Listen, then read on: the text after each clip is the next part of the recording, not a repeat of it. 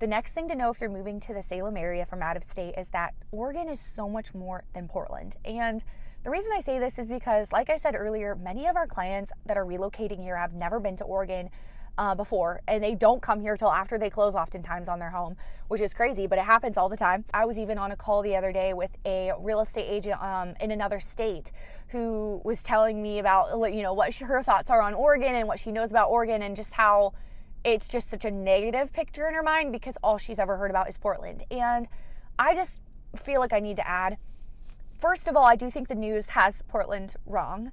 I think everything I've seen on the news about Portland has been negative.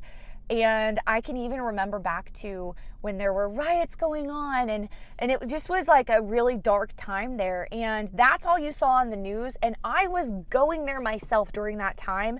It was not the same in person like it was on the news. So I just want to add that, obviously things are exaggerated and all of that. But I do want to say Portland, for one, as someone who has lived in Salem my whole life, which is only about an hour from Portland, an hour south of Portland, I've gone there on a very consistent basis, like every couple months or so for some reason, whether it's to do a fun experience, something or whatever. There's just more to do there, and there's things that go on there that aren't happening in Salem.